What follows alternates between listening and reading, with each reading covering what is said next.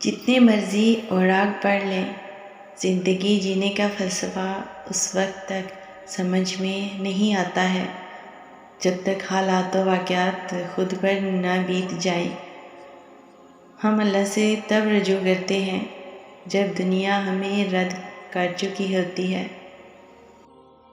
تمام دروازوں سے دھتکارے جانے کے بعد ہم اللہ کے در پر دستک دیتے ہیں، اور جہاں تک تم اپنی قسمت کی شکایت کرتے ہو نا، یاد رکھنا ایک کامیاب انسان وہ ہے جو انہی پتھروں سے گھر تعمیر کر لے جو اس کے اوپر پھینکے جاتے ہیں۔ اور یاد رکھو،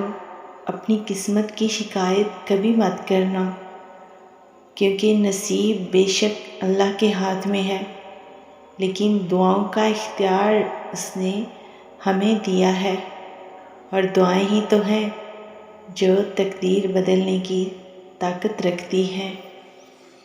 نصیب سے زیادہ قیمتی دعا ہوتی ہے،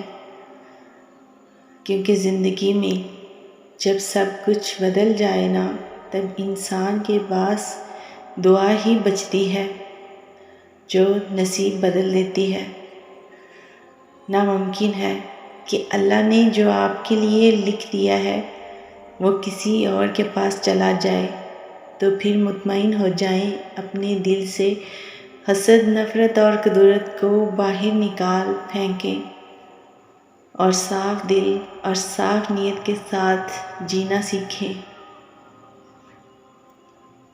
اور تم جانتے ہو، اللہ تعالیٰ اس بندے سے خوش ہوتا ہے جو اپنے نصیب پر خوش ہوتا ہے، اور یہ بات تو تم اچھے سے جانتے ہوگے کہ جس چیز کی جتنی تم چاہت رکھو گے نا، اتنا ہی تھکاتی ہے، پھر چاہے وہ دنیا ہو یا رشتے۔ رک جائیں، ٹھہر جائیں، انتظار کریں، جو آپ کے نصیب میں ہے وہ بند دروازے توڑ کے بھی آپ کو مل جانا ہے، اور جو نصیب میں نہیں ہے نا، اس کے پیچھے جتنا مرضی بھاگ لو، سوائے تھکن کے کچھ ہاتھ نہیں لگنا۔ جن کے من کے آئینے اجلے ہوں، ان کے مقدر کبھی دھندلے نہیں ہوتے۔ ہم جو کھو دیتے ہیں نا، قدرت اس سے پہلے ہی بہترین چن کر ہمارے لیے رکھتی ہے، بشرطے کہ یقین کامل ہونا چاہیے، اور یاد رکھنا کہ اچھی نیت، اچھے اعمال اور دعائیں ہی قسمت کو پلٹ سکتی ہیں۔